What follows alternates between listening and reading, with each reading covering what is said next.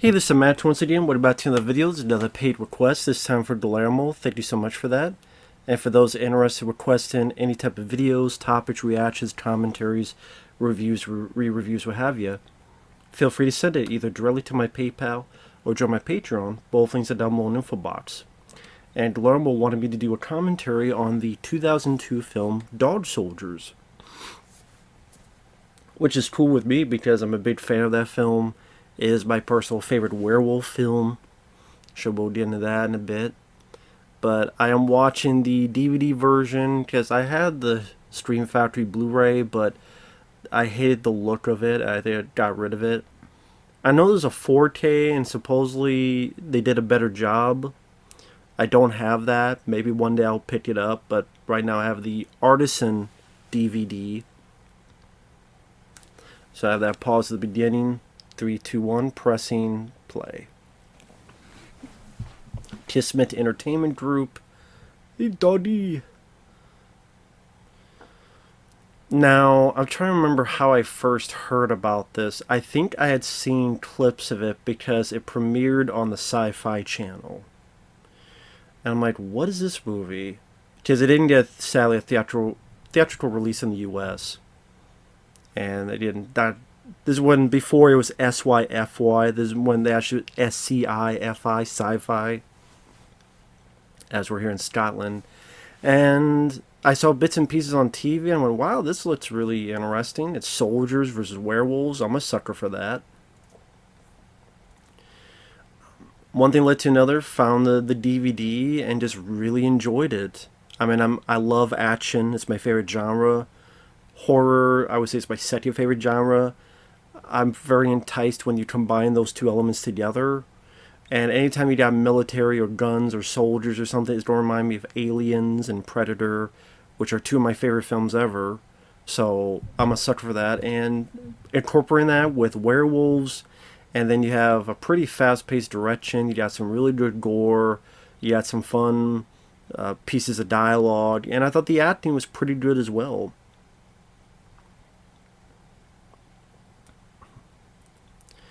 Pretty much we did our couple that, number one, our first victims, and number two, that set up this silver that will be used at the very end. I thought this was kind of a nice cut where it's the zipping of the pants, but then it continues to zip down. I mean, I thought that's a nice little detail. I want to say this was shot, was it 16 millimeter? I can't remember how it was shot. Maybe not. I remember reading something about 16 millimeter. I can't remember though. Now, I remember reading up somewhere, I don't know if it's BS, that this character here, the guy, because we don't really see him die, that maybe if there was a sequel, this guy would have been found attacked but alive, and he was turned, and he was in a prison, and that's where our lead character, Kevin McKidd, who's the sole survivor of this, would be. And so they've taken him into prison. Here's Kevin McKidd, and he's been held for questioning and all this stuff here. But then, again, that guy at the beginning, he was there as well, either as a test subject, inmate. It's, what makes him tick. He escapes, infecting other inmates, and becomes a action horror in a prison. But Neil Marshall did not own Dog Soldiers. The company owned it, and they never wanted to do anything with it. That's why there was never any sequels. And there just never any sequels to it. I definitely thought, some nice pieces of editing, so I understand the geography. Kevin McKidd's character here is trying to get into this group, but he's ordered to kill this dog, and I thought it was a good idea. It was a good idea. How do we give your main character a first impression where we can genuinely like him? Well, you have this piece of shit, so we could absolutely hate, I think it's a Liam Cunningham. He wants him to shoot the dog to be like fearless and do what needs to be done. And he's like, listen, I'll shoot a dog if I have to, but I'm not going to shoot that dog because that dog didn't do anything. But Liam Cunningham is trying to show, like, you need to follow orders and this and that. And right here, we hate this guy and we like our protagonist, because the protagonist, we can sympathize with the protagonist going, like, we wouldn't want to do the same thing as well. Like, if you want me to shoot a dog, like, if I have to, is life or death, okay, but that's not the situation here. This is ridiculous. You sympathize with the lead guy, you understand what the lead guy's going through, and, you know, Kevin McKidd's doing a good job. He's a pretty decent actor, at least in this movie. I don't think I've seen a lot of other stuff he's been in. You feel me for this? Again, it just shows you just how much of a prick this guy is. And you see that dog, just how nice he is and calm he is. And you see how pissed Kevin McKidd gets.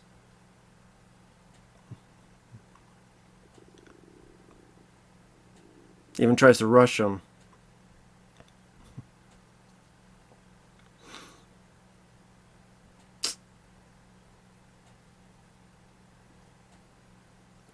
It's like, you son of a bitch.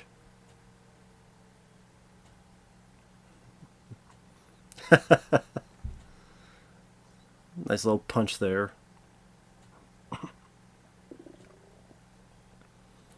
Again, just right off the bat, you hate one guy, you like the other guy, sympathize with him.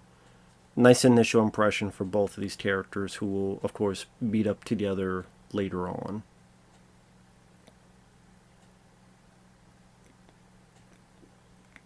And now we're going to see him with this new group.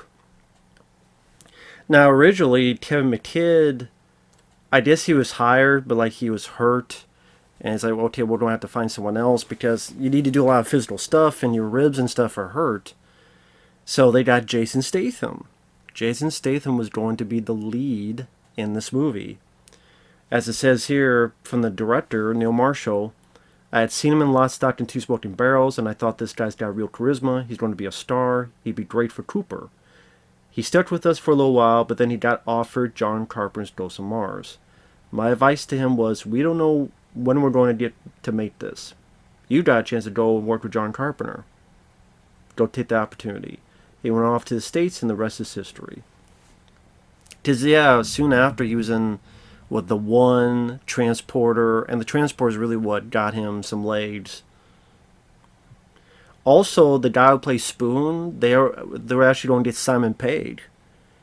But something about, he had promised his buddy Edgar Wright that Shaun of the Dead would be the first movie he would be in for his buddy Edgar Wright, and then Simon Pegg's career took off.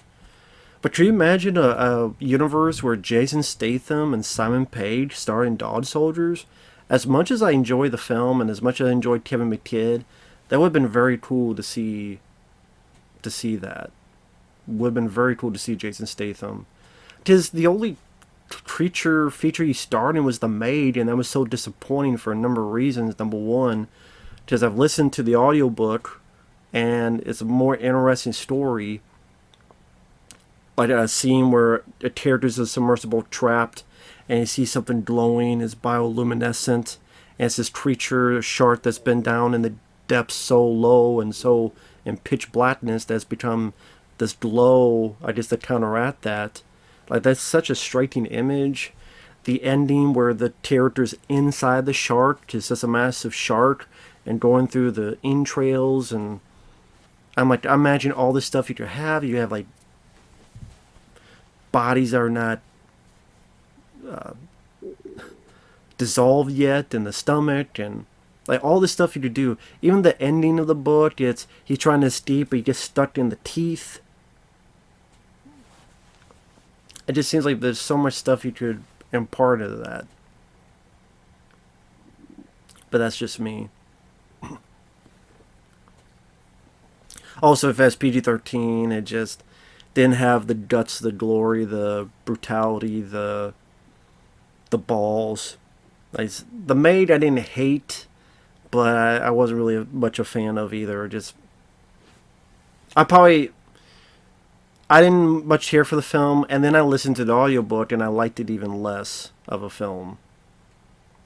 Because the audio has some issues as well, but when it was good, it was really good. Like there's some nice, like the best moments in that book were not in the movie. But anyway, we have our series of soldiers here, and led by Sean Pertwee, who he's been in quite a few stuff, including Event Horizon, among other films. I like Sean Pertwee. I think he's a good actor. He makes a great leader for this men. Gruff, down and dirty, but still cares for his men. I think the acting is pretty good on all front with all these guys. Like the guy who plays Spoon, Kevin McKidd's character, Sean Pertwee. Like everyone I thought worked rather well and seemed personable and likable. And this is directed by Neil Marshall, which I think this is the first film he had done. Now afterward he would do The Descent, which I liked, Doomsday, which I didn't like, Hellboy was awful, the reboot. The Reckoning was, I think, his worst one. I'm just talking about the ones I've seen. If I don't mention it, I probably didn't see it. He did one recently called The Lair, which was trying to capture this, and it's a bit... It's a very flawed but kind of mindless time waster, but nowhere near up to the level of this, because this has a better cast. It doesn't have awful CGI, which is funny. One of the reasons they wanted to go practical was because they mentioned there was an overuse of CGI. And there's practical in The Lair, like the creatures and some of the bits of gore, but there's like a plane crash that's CG.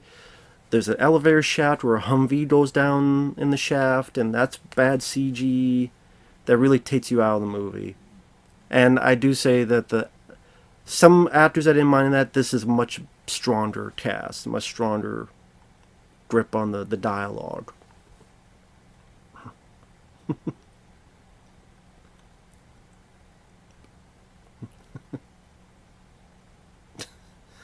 This is the way Sean Pertwee's like, move your ass.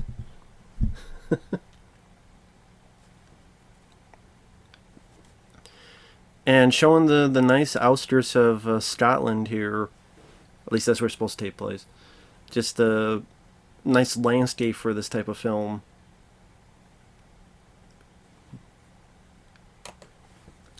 Now, I do have a thing here that there was an audio commentary, and apparently the film was shot in 2001, released in the UK in 2002.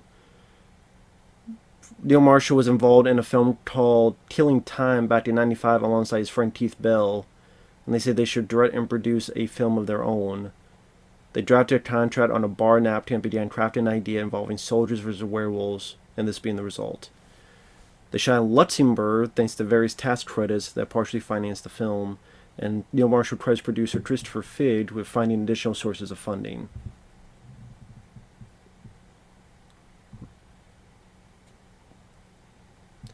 The helicopter landscape shots were actually done in Scotland.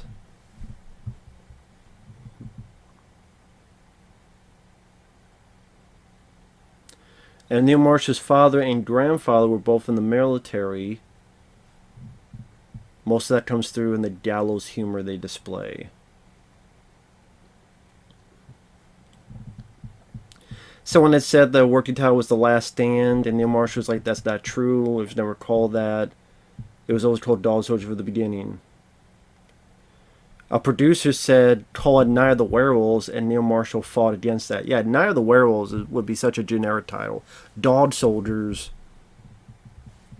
stands out a bit. The badges these people wear on their shoulders is a wolf's head with a spear through it.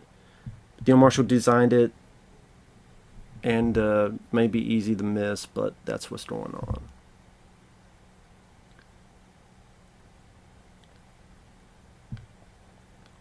The budget was £2.3 million, which at the time was low budget.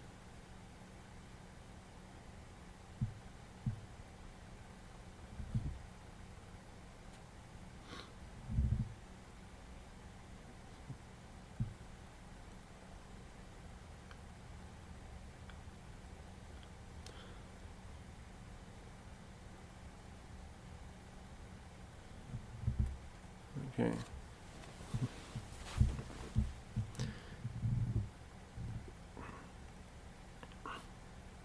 And I didn't mind, like I said, because the acting is pretty solid. I didn't mind the camaraderie. Sort of set this stuff up for before the shit really hits the fan, as on this training mission, however you want to put it. Tell a little bit of ghost stories. I think, like Kevin McKidd mentions, the reference to the beginning of the film was a escaped lunatic. And then Sean Pertwee tells a story about this person he knew who had this unique tattoo and the horrors of war, and finding sort of the crazy. It was like a devil type of tattoo, and I think that's what Neil Marshall was talking about when Gallows, like, it's dark humor in the fact that, oh my god, someone died, but it's this crazy coincidence that he had this crazy tattoo, and it was the one thing that survived off of him. Like, everything else got blown to shit, but it was the one thing, like, nothing wrong with it, nothing messed up with that tattoo.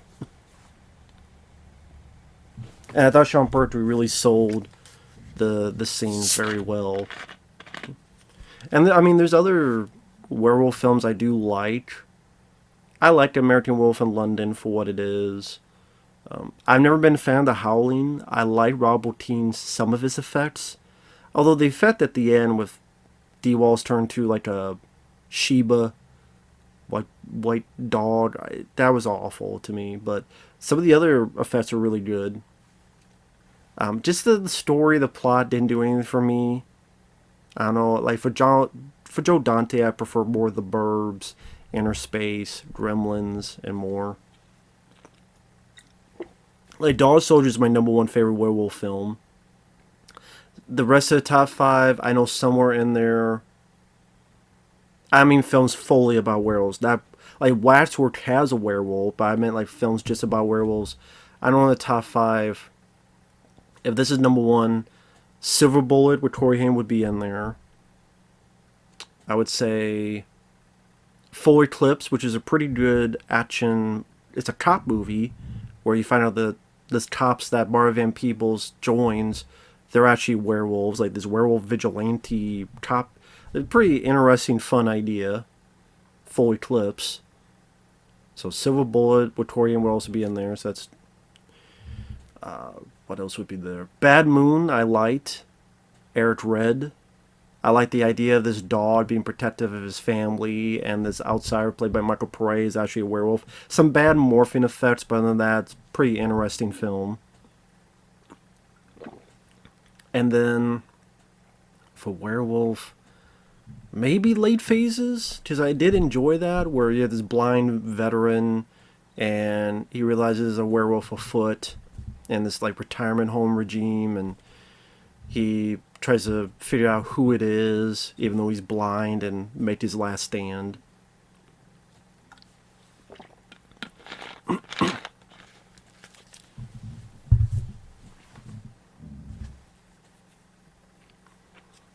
I'm talking about, I thought this was a pretty decent jump scare. This deer head that just pops in the view of the campfire. I thought this was a decently effective jump scare that pops up here.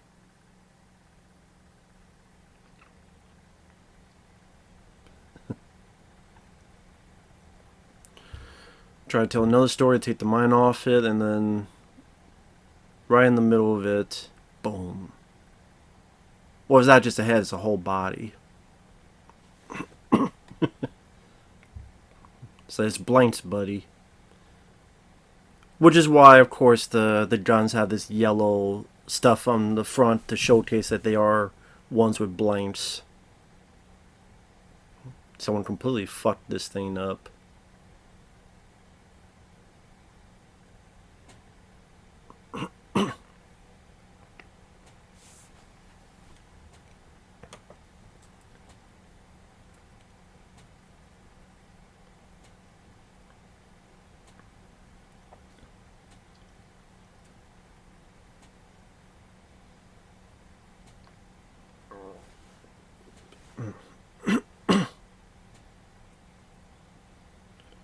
Let's see. Just seeing if there's any info. There's a consultant on set who is a former French Foreign Legion service member who told us what we needed to know. It was filmed somewhat chronologically, with the first half scenes in the woods shot before they moved to the werewolf house. It was a bit wet and muddy, and at one of our locations you just couldn't stand up in it. It was Luxembourg in the winter. As Sean Pertwee says, we were in the shit, we were in the mire. We had 70-pound packs, SA-80s. We were literally jumping around shooting. Never really were aware that the camera was there.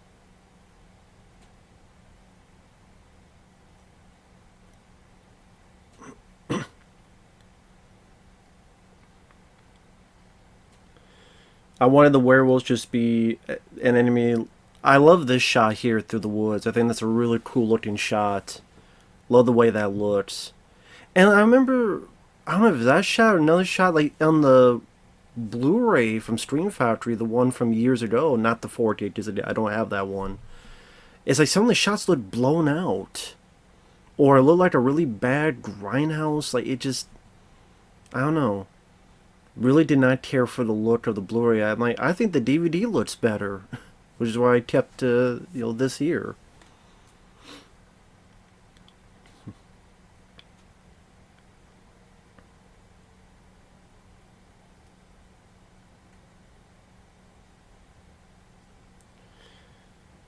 There's certain tropes that you want to put in there, but I wanted to play around with. New Marshall says, if it's the night of a full moon, when does that actually happen? As soon as it appears in the sky? When it comes up behind a cloud? Does it still leave even if it's time behind a cloud? That's why I came up with the idea that they're compelled to change on the night of the full moon, but there's not a specific time that happens, and they can try to hold it back.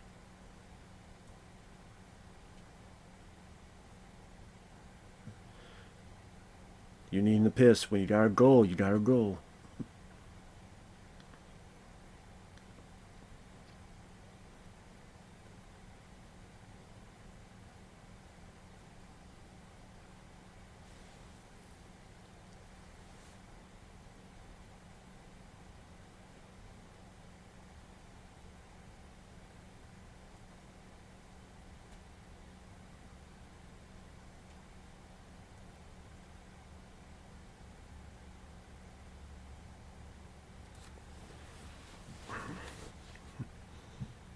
Oh shit. There's a really nice landscape here.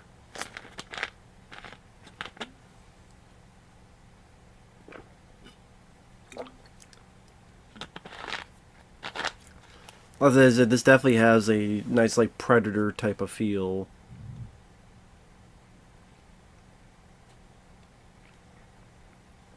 But it doesn't look, low budget. I mean, the only little nitpick, it does that bit where a lot of times the camera is kind of doing this in shots. I imagine you're holding the camera and you're staring at something, at times it'll be like, and try and be a little bit of handheld at times. I prefer shots like this where, okay, you have the camera, we're going to turn around to give the full view of where they walked into. Blood and guts everywhere. Someone had a party. Someone had fun.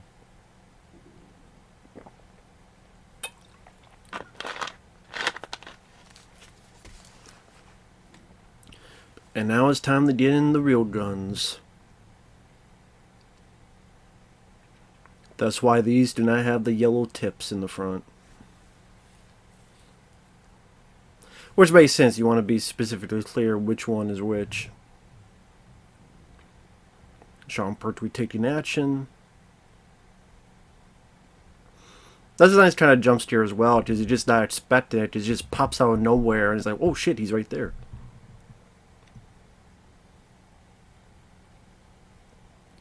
And that big slash in the chest, we pretty much know what's going to happen to him, if you know any werewolf stuff.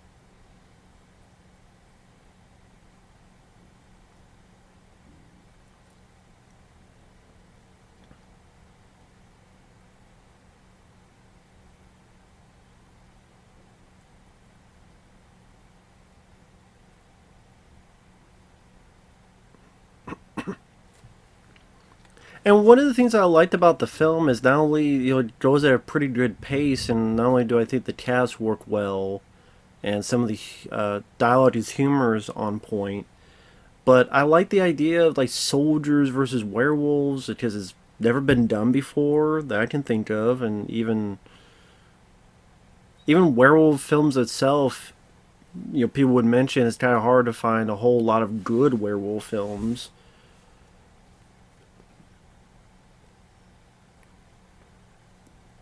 Because they feel the same way. Because like a lot of other creatures, usually there's a formula to it, cursed tragicness of it, or sometimes they don't have the right effects, or if they do, then well, we don't want to use them too much because they want them to break.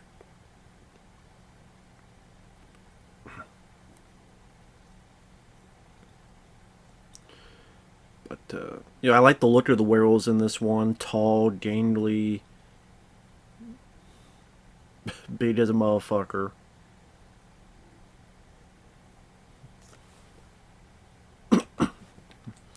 So apparently throughout the comedy they mention there's a subplot between Liam Cunningham's character, the asshole captain that they're binging up, and Madian, which is a lady they find later.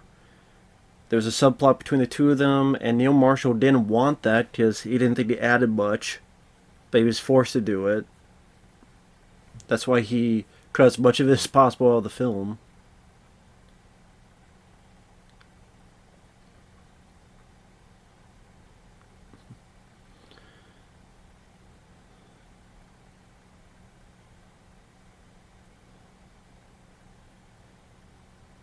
The bit about superglue being created in an effort to patch up soldiers wounded in the field is actually true. The scene where the dog's pulling the bandages on Sean Pertwee's character, that was supposed to be his exposed intestines, but he changed to a bandage. But the reaction is that people either still think it's intestines, or they think the bandage is bad enough and they're still grossed out. Yeah, I remember the first time I saw, I went, "Is that fucking his damn intestines?" And I'm like, second watch, oh no, that's that's the bandages. Let me just check over here. Okay, that's still doing it.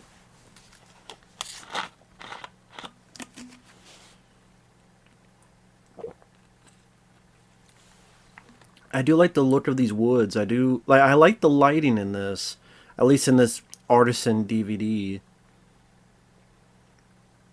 But it seems like a very gloomy forest, sort of foreboding forest.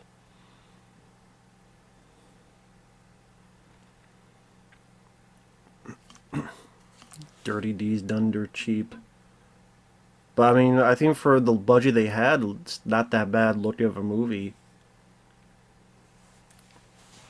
They didn't have 10 million or 20 million or 30 million. They had, what, 2.3 million pounds? I mean, I've seen a lot of.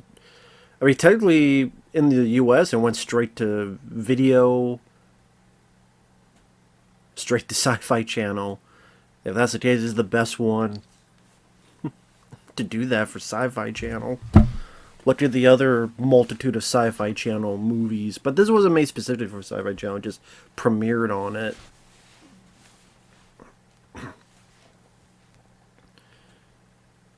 Interesting shot of the trees, kind of like, I guess, a calm before the storm or before his death. Because these guys separated way too quickly.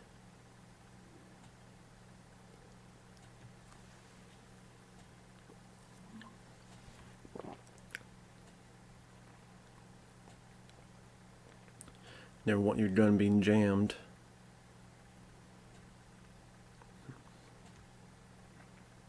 Yeah, that gun just ain't working at all.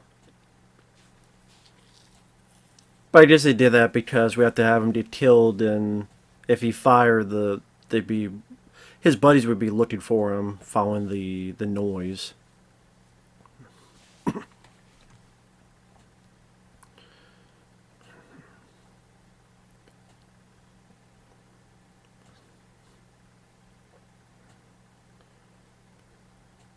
I do thought this was kind of weird. Like he ran into this. I thought, okay, this is a bit of a weird way to show a death. Like if the werewolf pushed him into it or shoved him into it or came out of the way and like threw him into it, I think that would work better. But it kind of seemed really dumb. Like it seemed like Tucker and Dale versus Evil type of death. And then the werewolf will finish the job there. But it's a nice practical blood and gore. I appreciate the lack of CGI because, yes, it could be done well if you have the money and time to do it, but a lot of times it can come off as very cheap.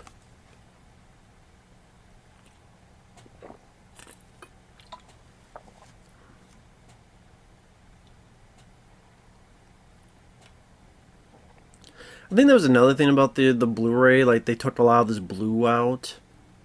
Ooh, damn, got his intestines out. There you go. Get your buddy out of there.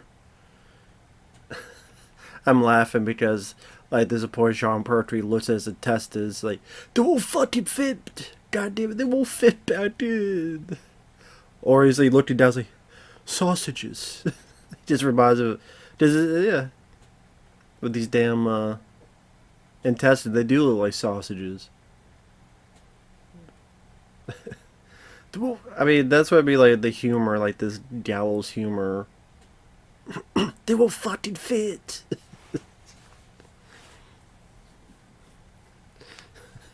Oh, sausages. That's what I mean. Some of the humor, as dark as it is. And that's the thing, like, when I'm watching this DVD, it doesn't look grainy. That's another thing I like. Like, when on that Blu-ray, like this, like, shots like this, with the black and white, the point of view of the werewolves, it looked good. But on the Blu-ray, it looked really blown out. Like, it was blown out. And those shots there, like, going through the woods, almost like Evil Dead camera, smooth. I didn't... Beautiful looking shots. It doesn't look grainy and blown out. I think this is one of those films that probably just does look better on DVD because that's, without seeing, I think it fits better on that. And yeah, I don't know if the 4K, how that looks or it fixes it, but it does seem like maybe DVD is the way to go.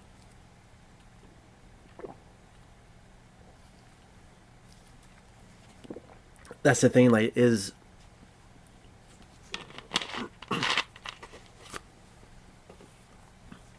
every film need a 4K? But I mean, if it fixes the Blu-ray, then maybe that'd be something up for consideration at some point down the road.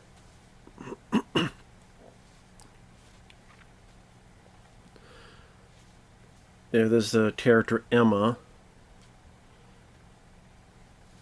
which she, of course, if you spoiler for those who haven't seen the film, she is a werewolf, and maybe this sort of her. I don't know if you want to say this is her tricking them or her hope that they would get her out of this situation. Kind of like, I don't know, Zoe from Resident Evil 7. For those who get that reference, but if not, then...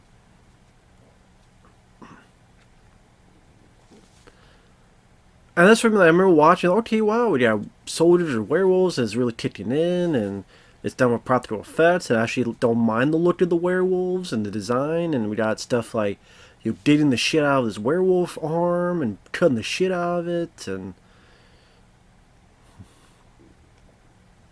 again the previous scene with the intestines, they won't fucking fit.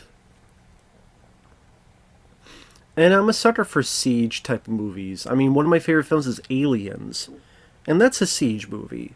Because that's a film where you have people trapped in one environment and the xenomorphs are coming out of the woodwork and their spacing gets less and less open as our characters are pushed tighter and tighter to the point you get to that room. 5 meters, man, 4.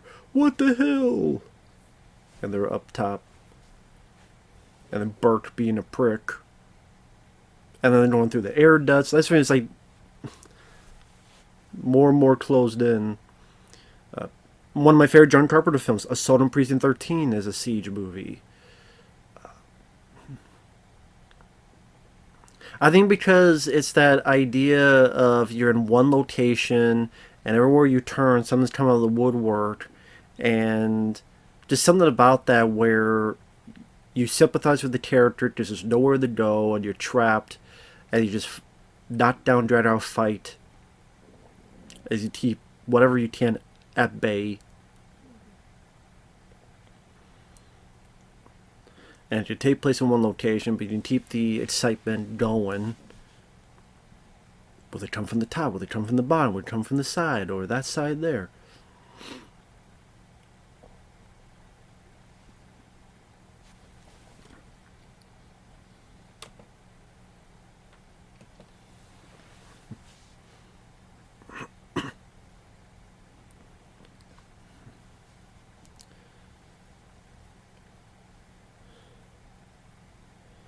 And I'm trying to think what other films in 2002 came out. And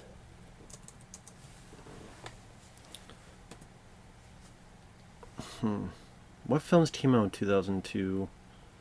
I mean, as I said, technically this came out in 2002.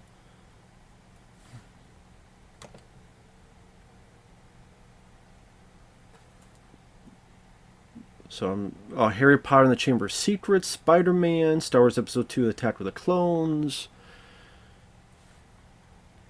Let's see. We have Imposter with Gary Sinise, Orange County with Jack Black, Snow Dogs with Cuba Gooding Jr., Kung Pao Enter the Fist, which that's a fun movie, deserves a Blu-ray. Collateral Damage with Arnold, which is a film I like, came out in February, but it bombed. Rollerball remake was god-awful. Much prefer the original. Super Troopers, We Were Soldiers with Mel Gibson. The Time Machine remake with Guy Pearce. The first Ice Age, the first Resident Evil movie.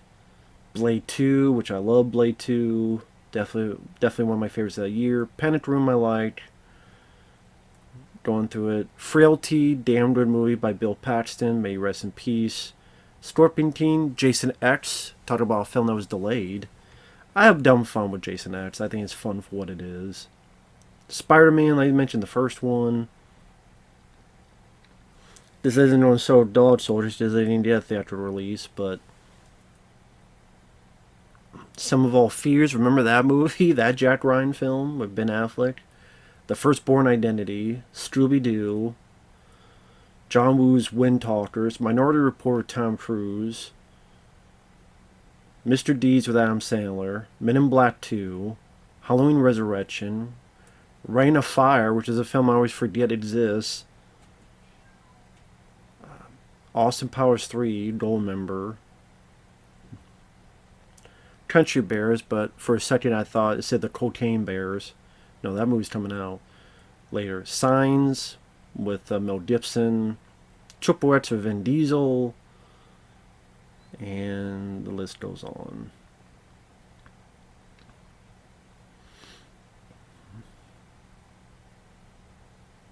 So yeah, I definitely enjoy. This definitely be in one of my tops of the year, without a doubt.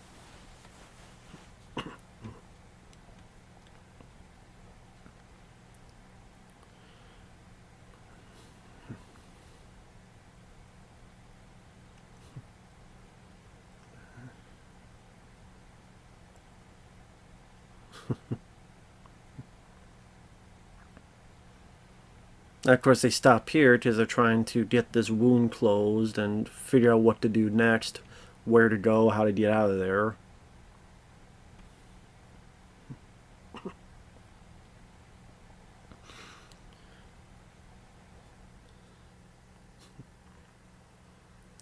I mean, it's not really an easy thing to surmise when you're dealing with fucking werewolves. Something no one wants to say out loud.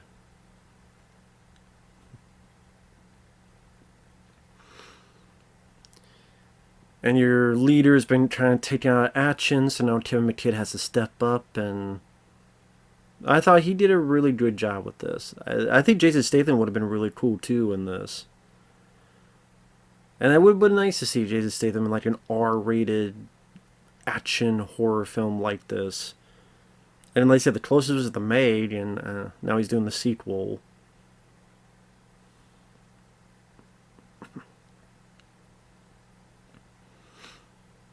But it is what it is.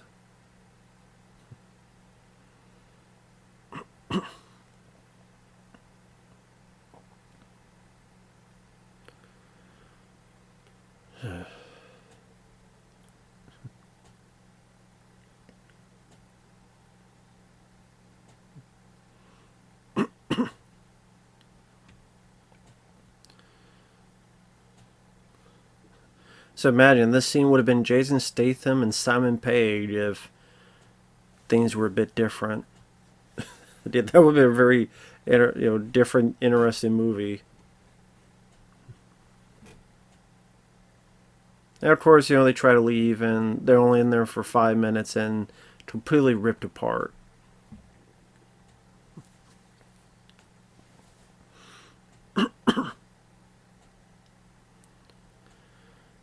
And you tell that they're trying to quickly away from the werewolves so not to show too much of them because it is still a man in a suit. But I just like the big, dangly designs of them.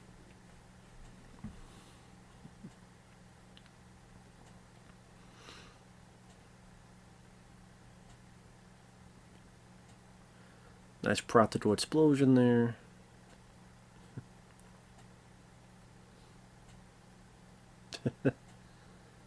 See, there's the idea at first, like, is that a intestine? But no, that's a bandage. I guess the dog's name is Acer. Very lovely, but kind of the worst trained movie dog, as Neil Marshall says. And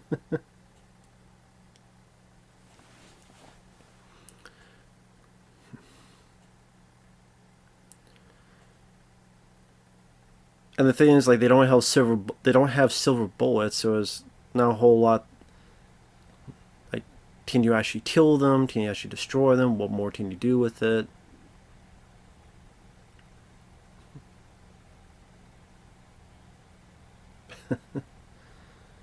Says here, Neil Marshall says they had to do several takes of the soldier throwing up on Liam Cunningham's head, but his laughter makes the had to part of it all suspect. I'm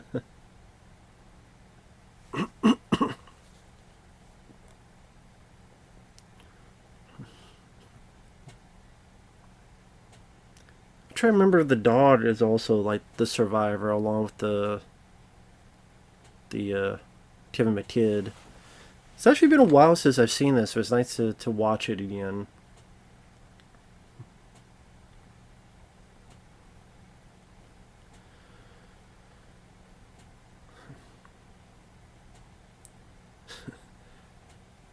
Yeah, the sort of the younger, less experienced kid, but he's not annoying or irritating, at least to me.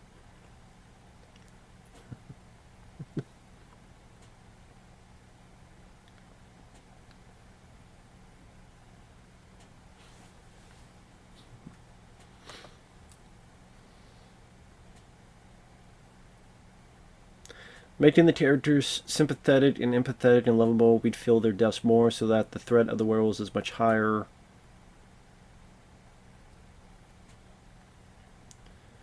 I think the reason that werewolves aren't so prevalent in horror movies is an expense issue more than anything. Vampires and zombies are a hell of a lot cheaper to do than werewolf films. They're either going to do fairly expensive practical werewolves or you're going to do fairly expensive CG werewolves. But either way, there's no cheap version of werewolves.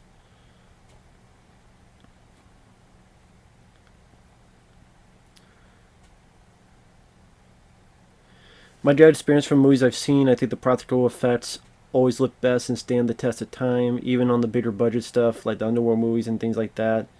When they mix and match, the practical ones really look good. The more it becomes CG, trying to look CG is not so good. Given that werewolves are meant to be kind of half human anyway, to me, it makes sense to do it with a humanoid costume. So it'll be better that way. And like I said, in that recent movie, The Lair, there is practical. I appreciate that. It's just sadly, there's other elements of CG they added and they didn't look as good.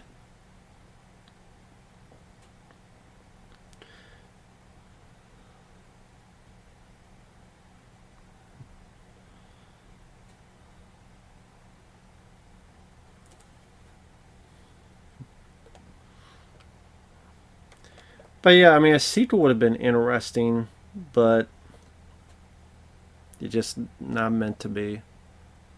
Maybe, I mean, nowadays it's too late, and there's so many other belated sequels that, maybe it's best that you don't mess with it again, especially when you look at Neil Marshall's recent spotty track record.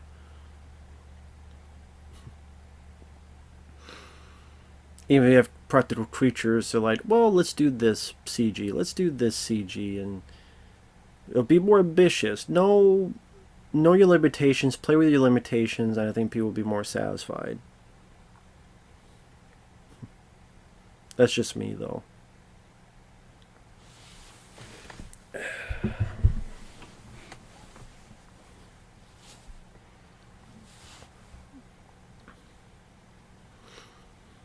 Sean Pertwee asked if he could have a few drinks before shooting the scene where his character gets drunk and bandaged up, and the director said yes. I don't know how many a few was, but it's way more authentic drunk acting than you often get in movies, so I was happy with that.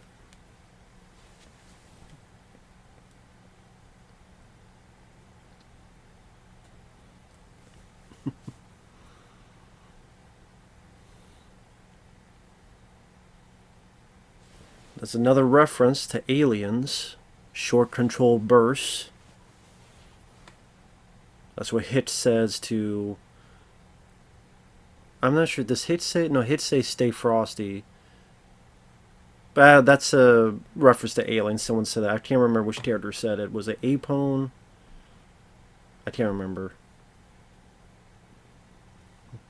No, it was Hitch. It was Hitch when they're trapped in that room and before the xenomorphs pop from the ceiling. Yeah, Michael Biehn said that. Short control bursts.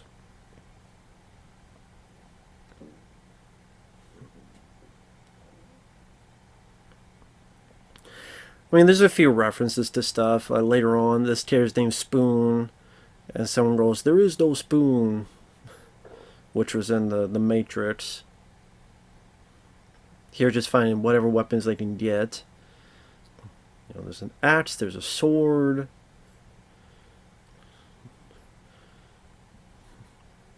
Why this house of folks would you find out werewolves have a sword? I don't know, but there's a sword.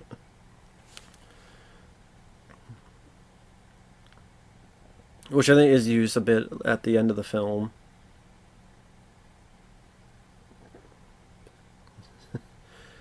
I think, yeah, this is a bit where Sean Pertwee got a bit drunk in real life.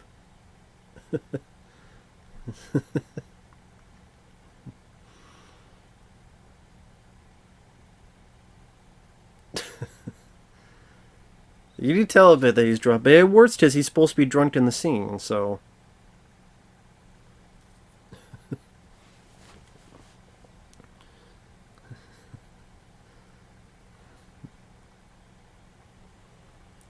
I also remember the bit where he's like, knock me out, and as a punch, come on, you pussy! That's come up in a bit.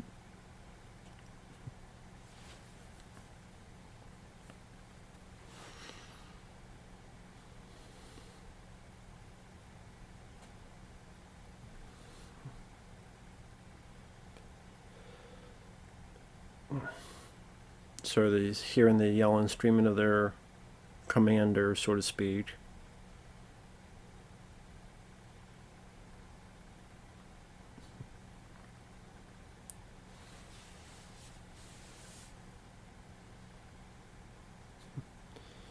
Yeah, sausages.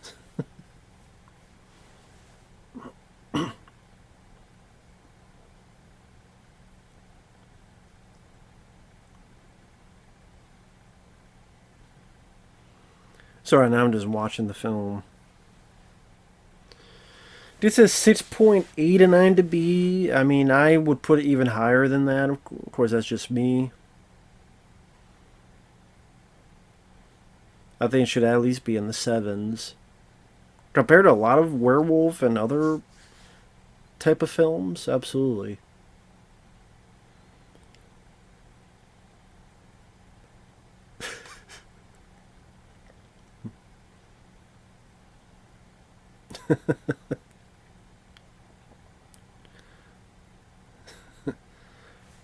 That's not a hit, you pussy. Yeah, knocking the fuck out there. It just makes sense. I mean, you would want to be knocked out so you don't feel this as much as you would.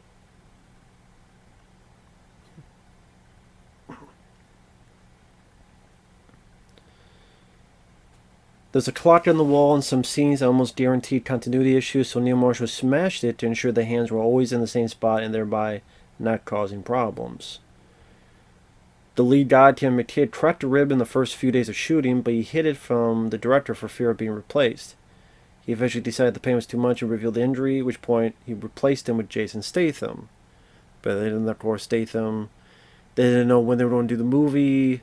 Statham got the job with John Carpenter, went ahead and made that. Tim McKidd came back.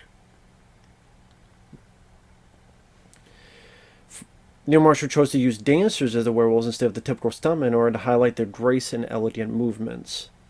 Set was also designed size-wise to force the creatures to have to bend a bit upon entering, thereby highlighting their statuesque physiques. Of course, we're going to see them get a little bit of that frying pan action later on.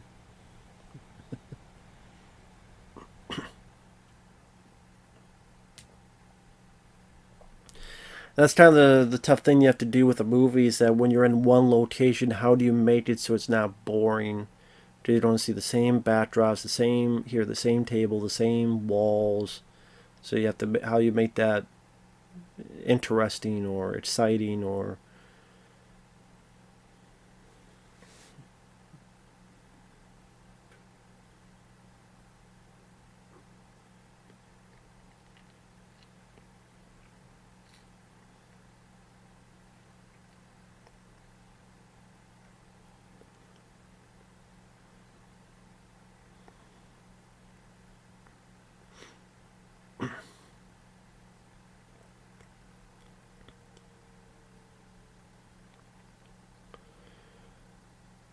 Neil Marshall was understandably disappointed that the film did not receive a theatrical release in the U.S. and instead premiered on the Sci-Fi Channel, saying, "I think that was partly a lack of courage on the part of the producers that they took the first deal that was offered to them." It says it did get a 1-week run at LA's Egyptian Theater, and he's happily run into several people who actually saw it there.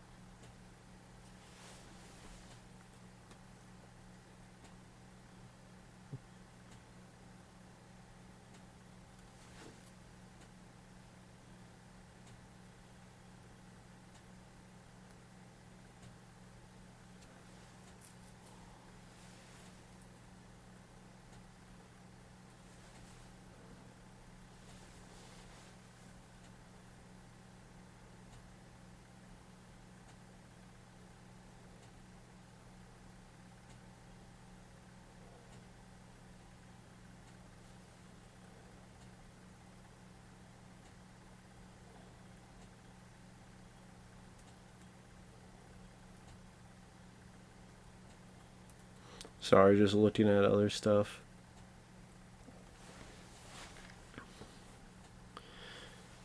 Apparently Spoon, when that character died, they filmed a much gorier death, but the director felt that seeing him torn in half and his guts spilling out would have killed the high of his punchline, "I hope it give you the shits."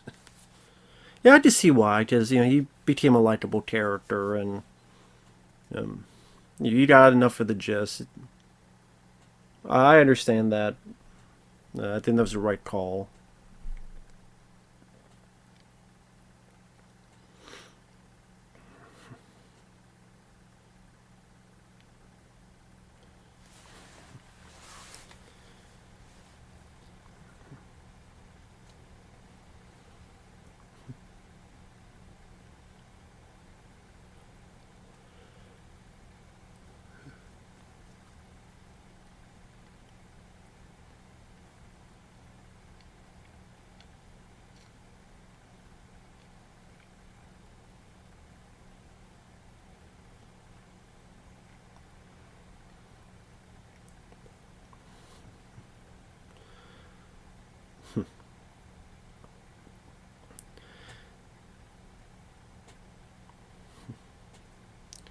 We got more dialogue here, more suspect Liam Cunningham's character.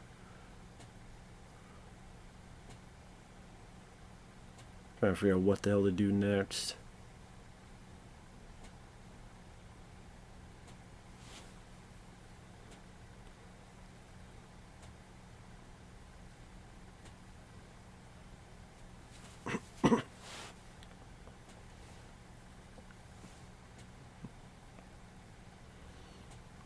Ooh, nice catch of that gun. His scratches is healed. So there's definitely something up with him.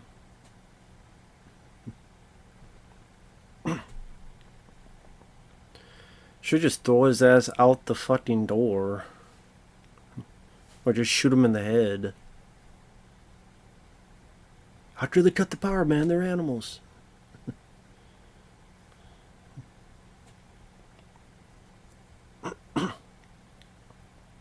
Sure, that's a tough thing about scenes like this too. Like, you have to lie so we can see what's going on, but then there's the how do you explain where the light's coming from and how much light's coming in before the audience suspends disbelief.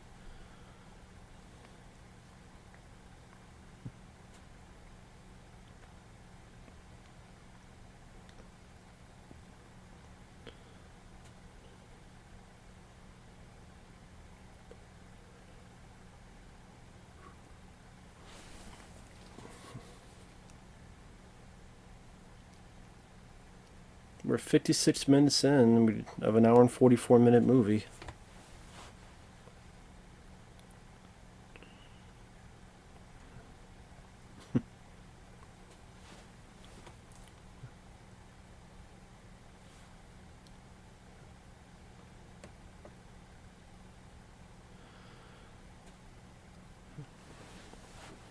Oh, this is a nice little shot coming up, sort of the slow realization. I remember this was used for one of the trailers when Spoon puts his gun up, and what got me entranced was that the trailer's like Aliens, Predator, and Jaws with a werewolf twist. Like, he was saying it like right when he's putting his gun up. I'm like, what? I mean, I don't know where the Jaws comes into play, but Aliens and Predator definitely. But yeah, I don't know why they said Jaws, or what this has to do with Jaws. I don't know. I just I'm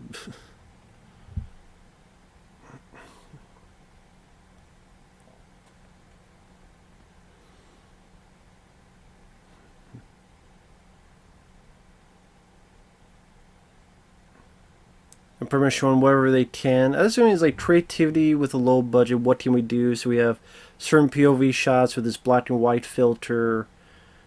We got different angles showcasing more and more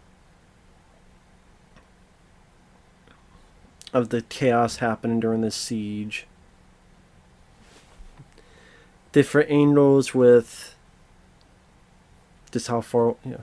Well, if you're watching the film, you know what I'm talking about.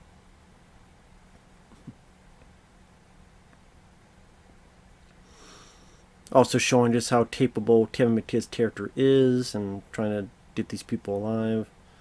Out alive, I should say.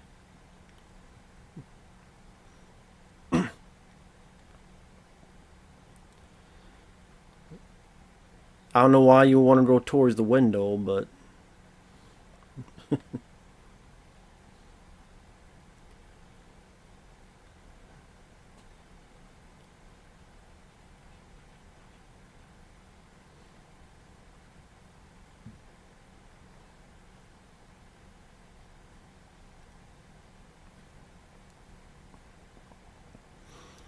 so I'm just enjoying the bit of action and chaos during all this. Like, everywhere they look, just another thing happens.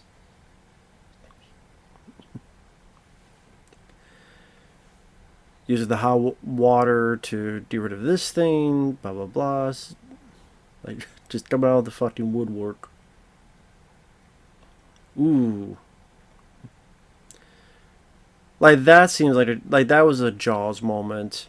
Just reminds me of in Jaws when Roy Scheider has to avoid the tank. Just ready to drop when all the shit's going on. And here he's just nice angle of him avoiding that tank. It's a different, unique type of angle.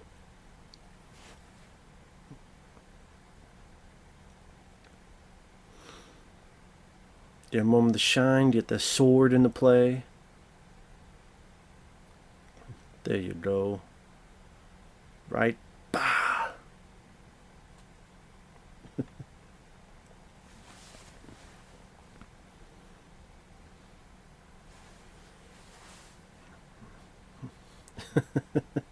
Smash the shit out of the hand with that hammer. Exactly.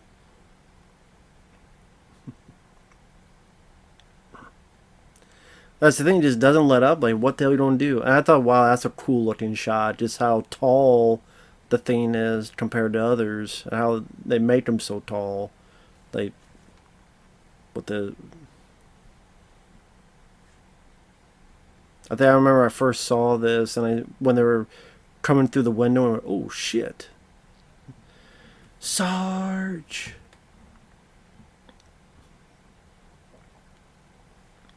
And it shows how Sean Pertwee, how badass he is. Like, despite, his being surgery with his guts, he still be able to shoot the shit out of these things.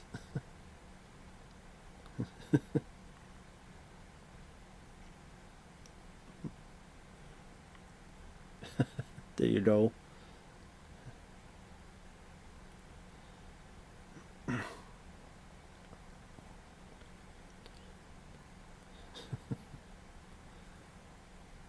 And just coming out of the woodwork. And that's the sad thing, is that all these bullets expended, but none of the werewolves were killed. So just basically more of a dire circumstance for our characters.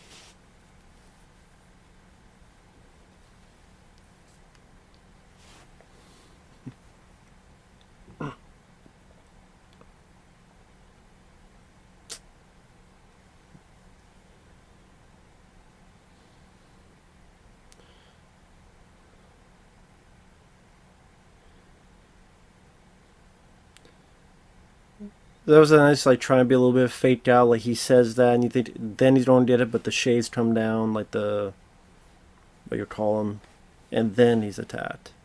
Try to play around people the trope of wanting to be pulled through or not. Would you really want to be left up there alone, since we've seen that he'd come in through that window? I guess he is awake and does have his guns and stuff. So there's that.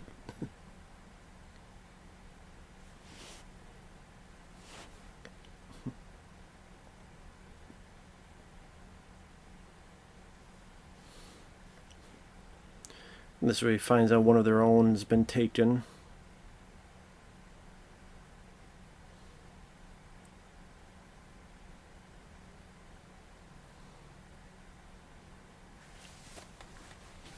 Pretty much realizing it's fruitless to go out there.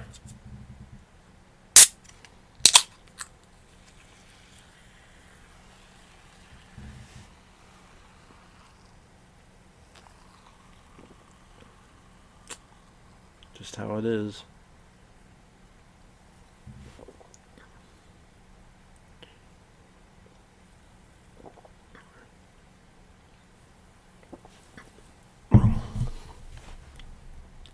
I mean, you would assume that their plan is to hold up at least till daylight, and hopefully they're not werewolves anymore, and just to get the fuck out of Dodge.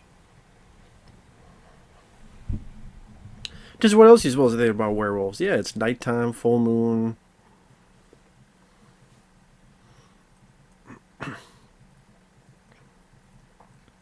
And try to get the fuck out of Dodge.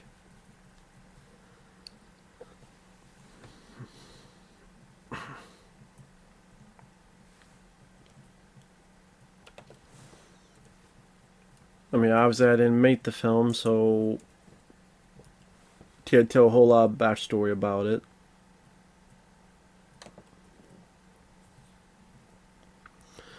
There's that clock, I guess, that the director busted so that there would be no continuity issues.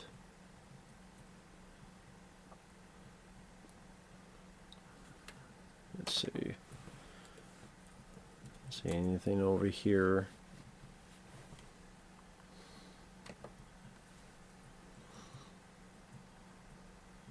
I believe that cut on the hand is sort of later on to prove, like, look how fast it's healed, and there's something up with her.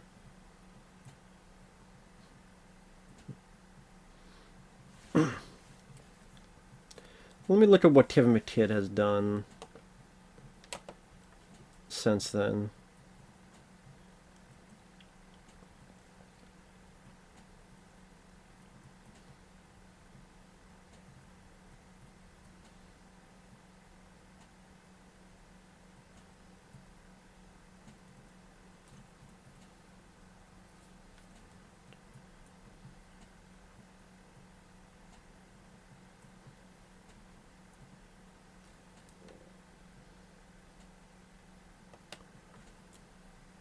So, sorry. Oh yeah, he was in Trainspotting. After this, he was in Kingdom of Heaven, Hannibal Rising, voice of and Brave. Oh, he was the voice of Thomas Wayne Batman and Justice League: The Flashpoint Paradox. Okay, that's right. He actually did a great job in that. So yeah, The Flashpoint Paradox. He was the voice of Thomas Jane Batman. Cool, that's right. Forgot about that. And he was on the TV show Grey's Anatomy for quite a few years. I guess, is that show still going?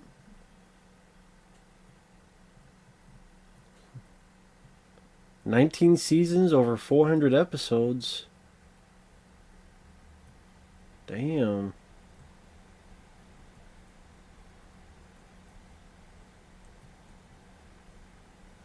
Shows how much I follow fucking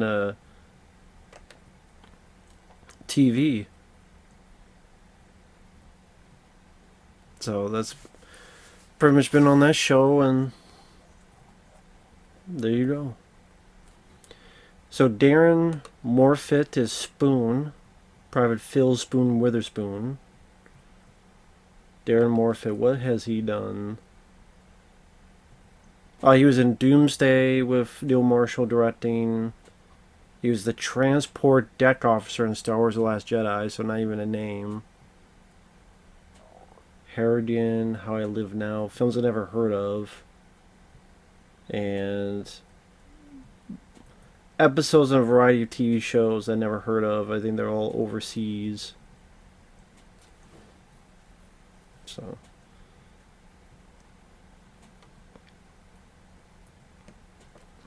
probably the film and role people would remember him the most.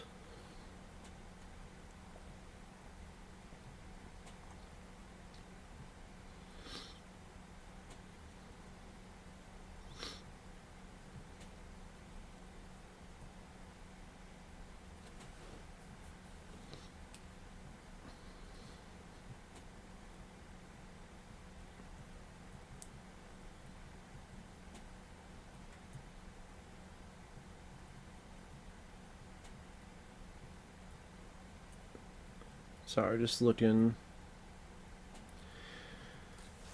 Producer David E. Allen said in January 2004 that a sequel, Dawes Soldiers Fresh Meat, would begin a 35-day shoot that April in either Luxembourg or Canada with a budget of $5.5 million. Andy Armstrong, second unit director of films like Hellbound Hellraiser 2, would direct from an Eric Miller script. No cast was announced. Allen said the plot would involve Cooper being picked up by an American team who we find out were the real opponents for the war games for Sergeant Wells' squad. A year later, he elaborated that in the first film it was a family who were the werewolves. In this one, it's an actual team of werewolves who are true military men. So even though they are now werewolves, they are like a trained military unit. In January 2005, Michael J. Bassett was in talks to direct. By July 2006, Rob Green, who previously directed the horror film The Bunker, was set to direct, and said he and Eric Miller had written a story in which some of the characters actually loved being a werewolf because they were so powerful. The ultimate killing machine. It's a fun spin on the traditional angle that being a werewolf is a curse which damns the person no matter what. We also have a very savage she-wolf in the climax who faces against the leader of the pack of dog soldiers. It was set for autumn 2006. And like I said, I know there's another idea about Cooper being, Kevin McKidd's character being in a prison, an inmate, and at the end of the camper was, he was still alive but a werewolf. A Little Red Riding Hood inspired web series, Dog Soldier's Legacy, was announced in September 2011. A teaser trailer for the series was filmed in Northwest Arkansas over the last week of August 2011. The trailer included members of Alan's family and... let's see. An early poster of Dog Soldier's first movie was released with the tagline "Coming 2014." Eric Allen announced that a prequel and another sequel were in the planning stages, and the film would release December 2014, and nothing happened. Neil Marshall stated in a commentary that the moment Megan cuts her hand on a shard of glass was meant to be a setup for a second sequel about werewolf DNA, which would complete a planned trilogy, but figure nowadays sequels will probably amount to nothing now. Come on! Spoon being the bait here. Trying to get this other vehicle.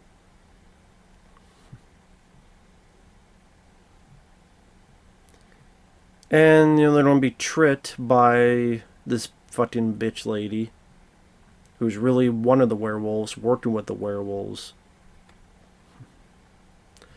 It is one of those things where when it rains, it pours, can't catch a break type of things.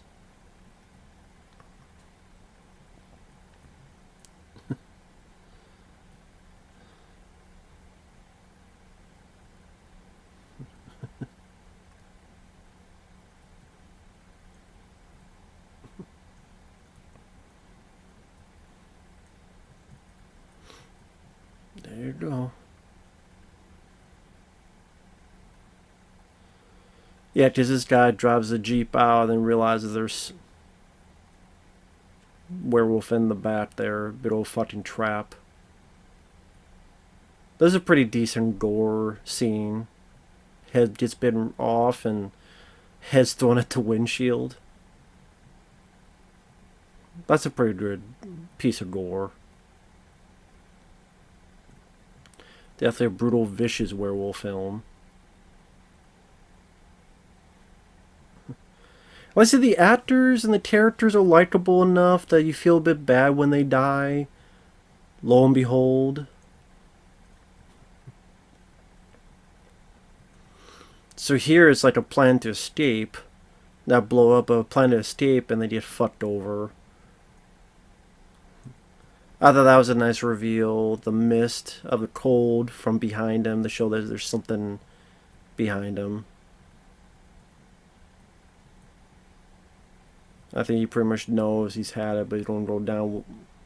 He's not going to go down without a fight.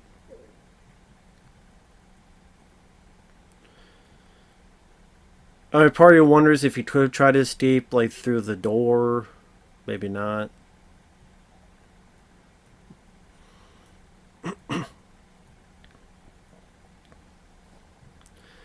You find a lot of blood pooling here. Like, just a fucking avalanche. Look at that blood, guts from the mouth, just everywhere.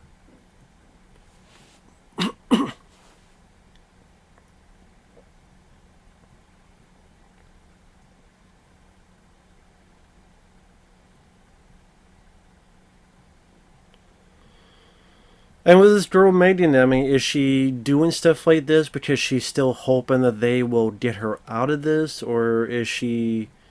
I'm guessing that's part of it, but maybe it comes to a point where she knows it's pointless.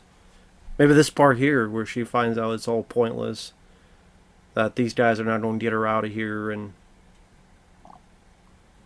it's a fruitless venture.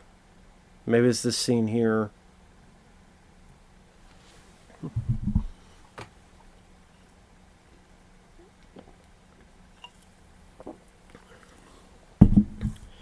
Unless this is all part of the plan all along, just I mean, who knows, maybe on that as well.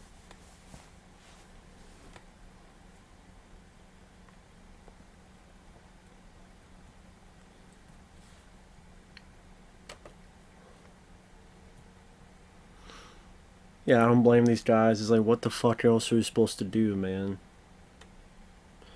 What the fuck else are we supposed to do?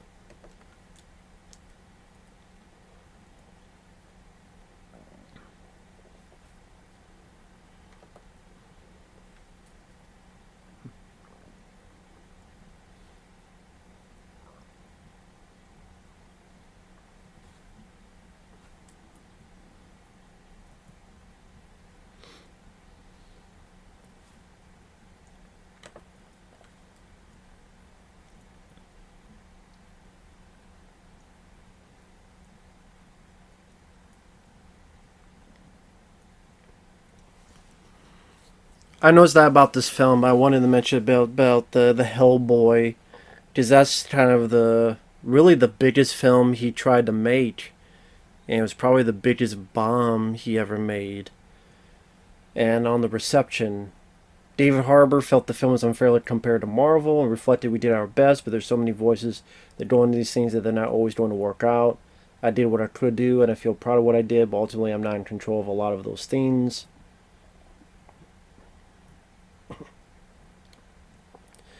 Director Neil Marshall disowned the film, saying it was god awful.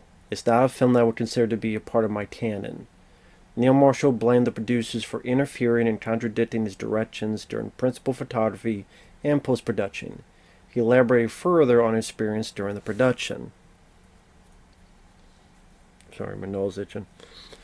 It was the worst professional experience of my life. The script was shit. The decision to make the film was a mistake. I signed up to it because they pitched this idea of we want to do the horror version of Hellboy. We want to bring you and make a really darker horror version. And then I found out that the script was terrible. It was never going to get better before we shot it, despite many attempts. You can't polish a turd no matter how much you try. And I would have all creative control taken away from me to extreme levels. There's nothing of me in that movie. Talk about being blatantly honest. I mean, yeah, honestly, I get that, and I get that a lot. I totally get that, so, yeah, that is a film I'm just not a fan of. I mean, granted, I think his film The Reckoning is the worst one he's done, but that one, you could argue that's the most disappointing because it's Hellboy and but at the same there's a part of the audience that wanted Hellboy 3 with Guillermo del Toro and Ron Perlman. I agree with that. And the movie was inconsistent. Absolutely inconsistent. It didn't know what it wanted to be. It wants to, one scene, have kids hung up and dead in some closet in this creature's dimension. The next is, how do I put it? How do I put it? A baby but it's possessed by this creature, and it's like a fucking Son of the Mask, where it's going up the walls and Hellboy's chasing it, and you don't like which are you? What are you doing? Which direction are you going in? That's where it gets into it. This is a bit that they find out that Liam Cunningham knew that these werewolves existed, and that the whole point was to catch one, and our heroes were used as bait. They were going to go after you, kill you, we take care of it, capture one for study, but they went after us first. So, they were used as the bait. Fucked over. For a goddamn percentage.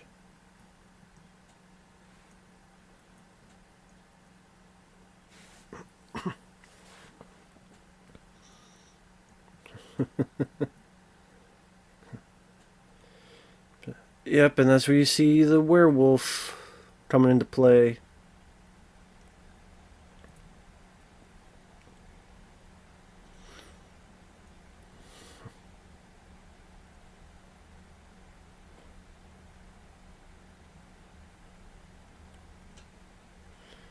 Obviously, you don't have.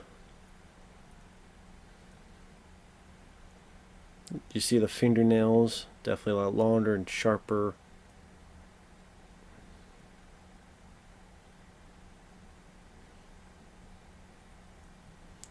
Yeah, I should not have thrown the sword down, should have kept it.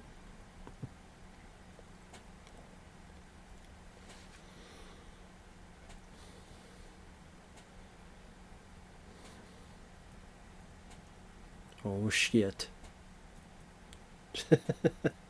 Fetch, bitch. Ooh. Just doing what you can to fight this thing. Ooh, a nice stab right through it. Which comes into play later. Because he's the final werewolf that shows up.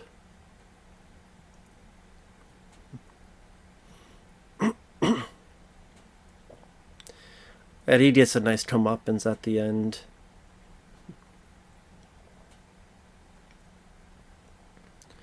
Although I guess it's not... I'm not 100% sure how you kill the werewolves, if it has to be. Because at one point, like, we find out that this lady is a werewolf, and they shoot her in the head while she's still in human form. Does that mean she's dead? Because they shot in her head when she was in a human form? Or if any of them you shoot in the head, it takes them down and kills them? Or... like, would the explosion kill them? Like, fire kills them? Or does it have to be silver? I guess they don't really go much into detail with that stuff.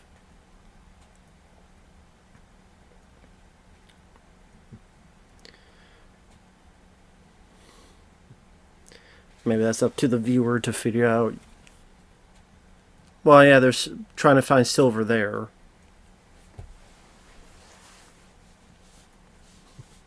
But it's not like you can make silver bullets or stuff. And it's not real silver. It's fake silver. That's why you have that one scene set up at the very, very beginning of the film that was a letter opener, how you want to put it. And that comes into play much later on. At the very end of the film. And this is where I guess her final solution of there is no silver, there's no way to stop these things, you guys are done. There's only the three of you, and one of them had his guts spilling out. So now here's a plan that's going to just fuck them all over.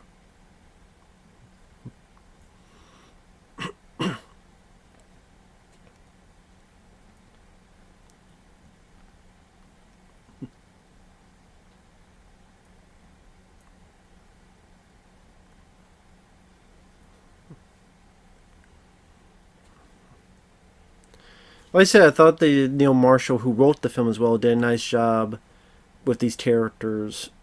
And it's a shame, like, I didn't see as much of that in that new one, The Lair. Now he cast his wife as the lead, and she wasn't that bad in the film. She wasn't that great, but she wasn't that bad. The other guy who was a sergeant, he was fine. Some of the other people, though, you have this lady who was like really over the top, and the over the top African American lady, try to be all sassy. You have the buff dude, there wasn't really much to him. You have the very over the top Matthew McConaughey wannabe with an eye patch. How's it going? Trying to sound so southern. Like, what the fuck is that about?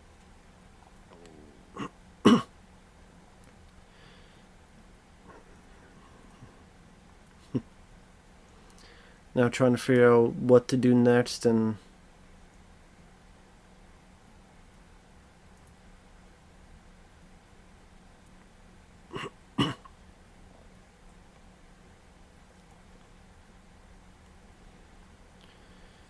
yeah, I'm pretty much knowing that there's not much left time for him. Sean Pertwee is a tier that knows that he's not going to make it out of here.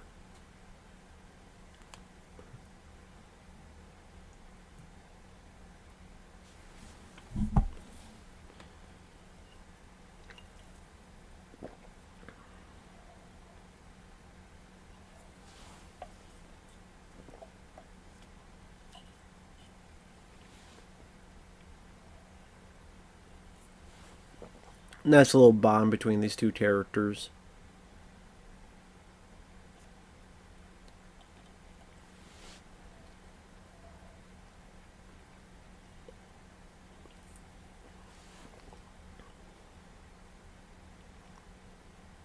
Sorry, folks, I'm just watching the film and listening to the dialogue.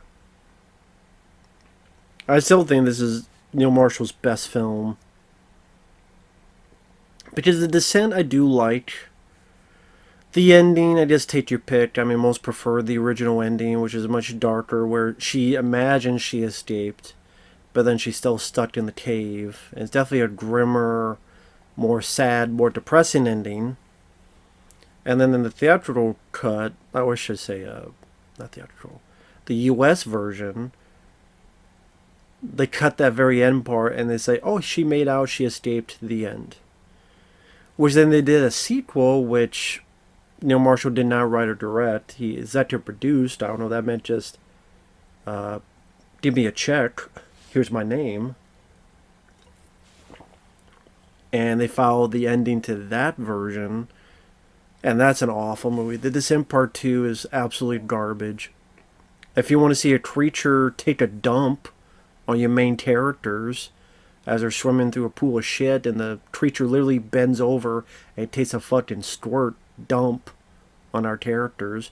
If you want to see a cave system that is lit like this fucking room, and an ending where the girl who survived the first movie fucking dies, and then to save this one person, and the one person gets taken and thrown back down by this fucking caretaker who shuts the lid or whatever, and I'm like, what the fuck is this? There's a whole lot of problems with that movie. It's an awful sequel. Light it! There you go.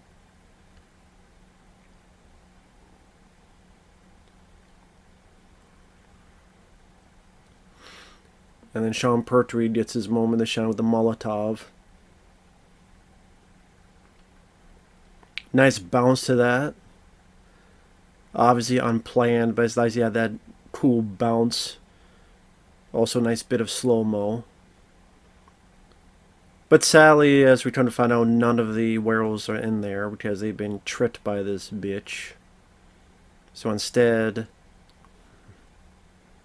any last bits have been completely done.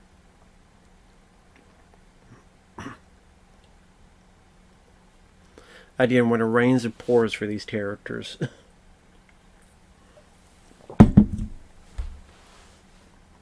But I do like the first Descent because I do think it has some really nice atmospheric, claustrophobic direction. You really felt like you were with them in the cave system. The acting is pretty good. It's got some nice makeup effects.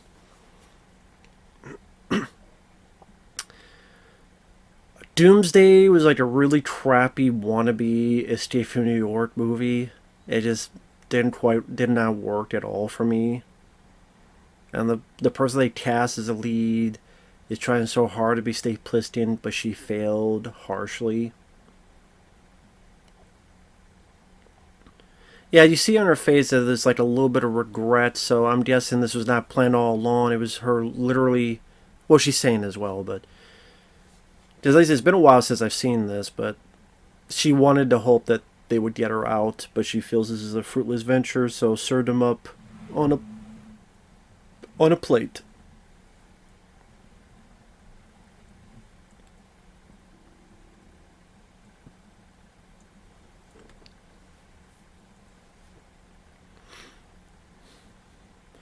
But yeah, it's one of those things where at Doomsday I could not get into.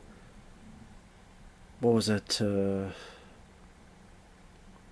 Hellboy. I said inconsistent tone. I didn't know what it wanted to be. Maybe David Harbour could have worked, but it's just he was no Ron Perlman, and comparisons is hard to not showcase. Because Hellboy, I mean, I know Hellboy was 2005, but it still feels newer in a weird way compared to other characters, like, movies that were made.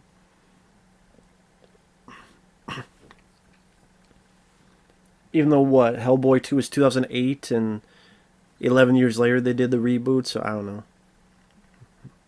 Nice reveal and shadow, and not shadow, but yeah, in the shadows. Like just how big and tall these things are.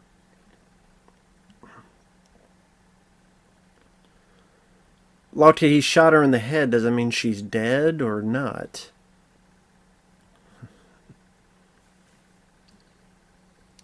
Sally Spoon gets separated, and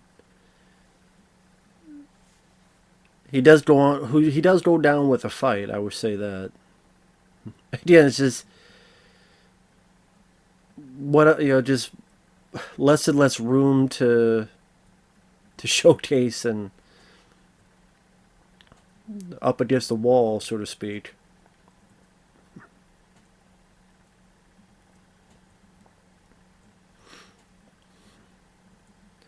Let's say he does go down. Yeah, pretty satisfying. He's boxing it, punching it, frying pan, all that stuff.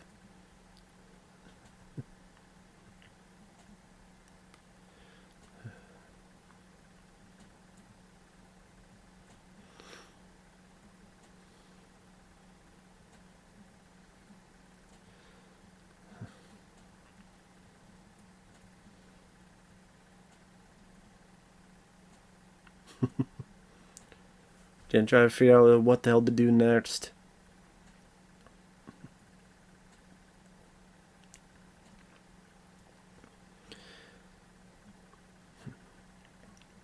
Yeah, I like the look of the werewolves. I think they work well for this low budget venture. And he's trying to fight him. He's punching it. He's stabbing with a knife. He's using a frying pan. He's titting it. Tits a tooth out. I like that a little bit. I thought that was a nice touch. That he tits the tooth out of the werewolf. Did little moments like that really uh, give a nice extra spice to the recipe, so to speak.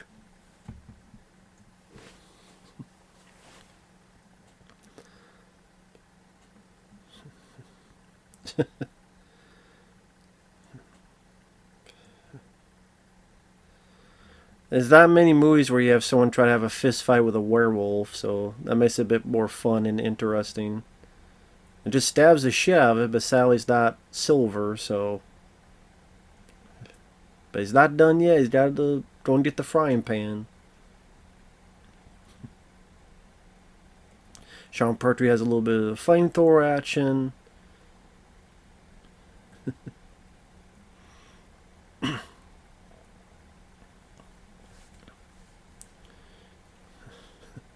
It's like the idea they're getting more and more cornered in this house as the siege, again, makes him get more and more and more claustrophobic, more and more closed in, less places to go. Like some of the better siege movies, like even Assault on Precinct 13, they have to be pushed back to the police station, and then they're pretty much cornered and try to shoot that explosive. That's a nice detail. The faucet like coming out with blood in the frying pan.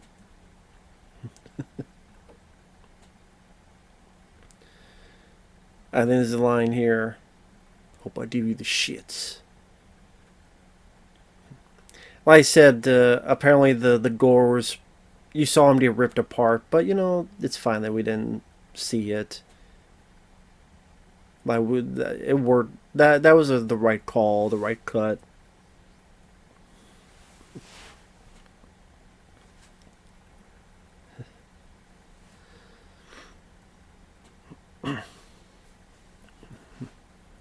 Like you see the little bits of remains there.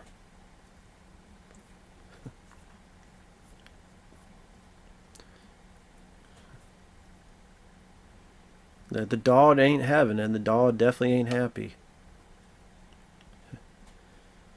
And yeah, actually, because it does come back to as kind of in a weird way, serendipity, where he did not want to kill the dog. And then at the end, the dog is what helped save him. And the one who did kill the dog, who's a werewolf, part of his comeuppance involves that dog. So that's right, I remember that. That was a nice little piece of writing there by Neil Marshall. But literally, just come out of the woodwork. Just more and more closed in, going back, more and more cornered. Figure out what the fuck to try to do next. How to kill these things.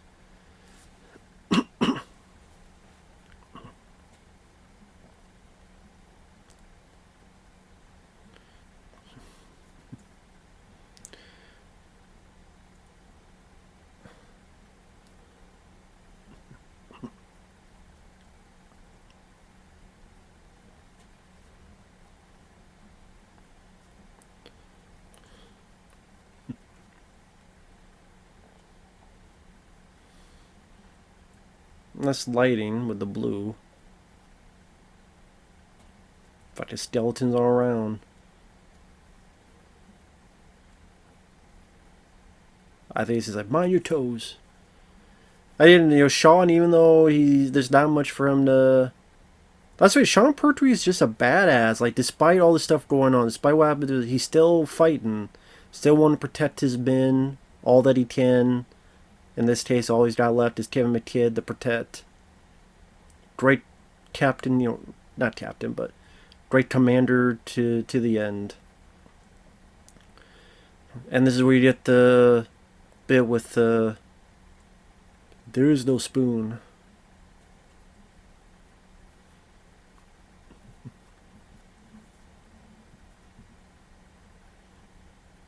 And this is where it just seems like it's their wit's end.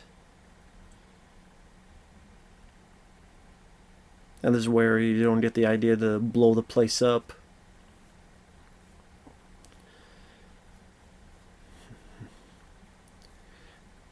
Which I think, do you see like a quick shot of a werewolf head exploding? Probably the showcase that yes, they did get killed during that.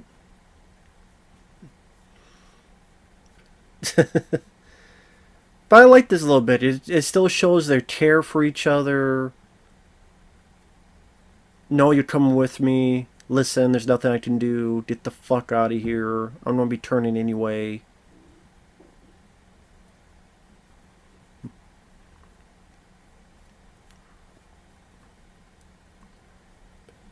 I mean, yeah. It's a shit situation, but what do you need? That's the thing. It makes us care for the characters, feel bad. Is that a grim, downbeat ending? Because not everyone dies, and I like Kevin McKidd's character, so it's not like, oh, the one person who lives is the dumbass, like Alien 3. But you still feel sympathy for the characters because I like the character Spoon. I like this guy, Sean Pertwee's character. Root for them, care for them. This is how you do it. Yes, I know the subjective, and this is my subjective. But it's like, goddamn, man.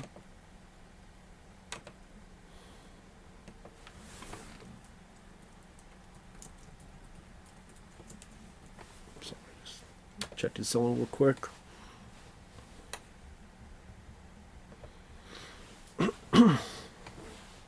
Sorry about the clearing of the throat.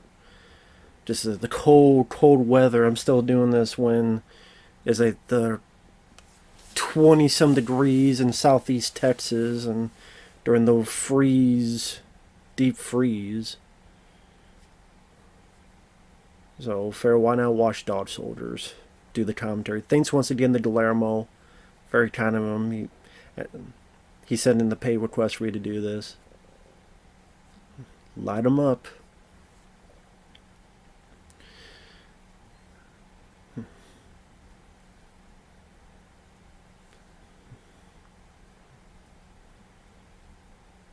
Yeah, that little shot of the werewolf's head exploding does kind of showcase.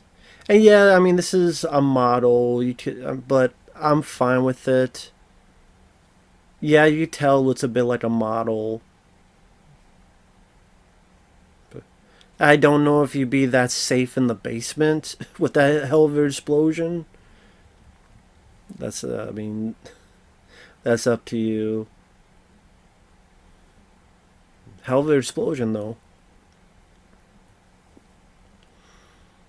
Now, we saw those 3 werewolves, but the one that we didn't see was that one with the sword. Which makes sense he should be the last one, since him and this guy have a bit of a personal history and beef. I read somewhere that some of these hanging bodies were like remnants of Event Horizon. Just because, Sean Pertwee was in that? Like leftovers or something? And of course, the sword is to showcase who that is.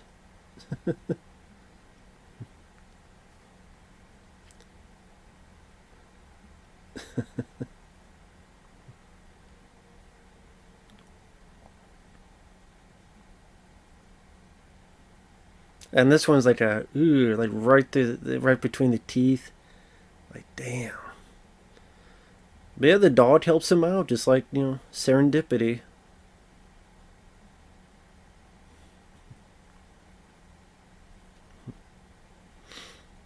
And that's the come back to the beginning of the film.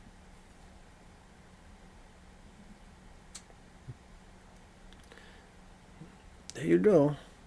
Bit of silver.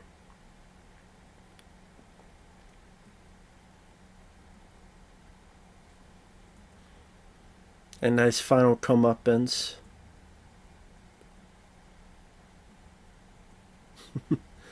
I mean, blowing the back of the werewolf's brains out, not a bad way to end your movie.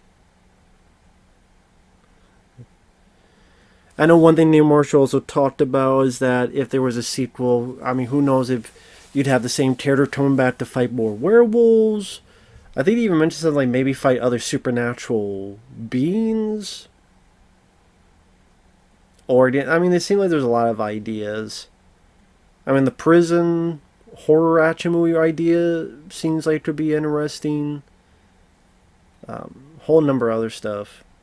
But, again, maybe in reality it's fine. It was a one and done deal. Because there's so many films, like The Descent Part 2, so many other films that didn't need sequels and come out and become dog shit. These are the pictures from the camera that were taken to blind the creatures. Interesting usage of them at the end. I think isn't there like a newspaper? Werewolves ate my platoon. And the game they were talking about before at the beginning of the film. Wanted to watch. But yeah, Dog Soldiers still a fun movie, still entertaining, likable cast, fun, humorous pieces of dialogue, capable leads by Kevin McKidd and Sean Pertwee. Pretty fast pace, good chunk of action. I think uses low budget fairly well. Obviously, because low budget, you couldn't have the action scenes being you can't have the action scenes being too extravagant.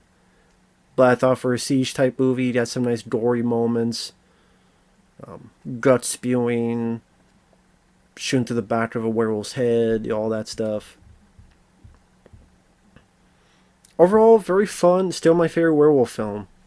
Again, if you want that Predator Aliens itch, but it didn't have near the budget of those films had, or the A cast, A budget clout. But I think Neil Marshall accomplished what he had to do fairly well with what he was given to work with. And it's still my favorite film he's done. So thanks once again, Guillermo. Everyone out there, take care, and we will see you guys later.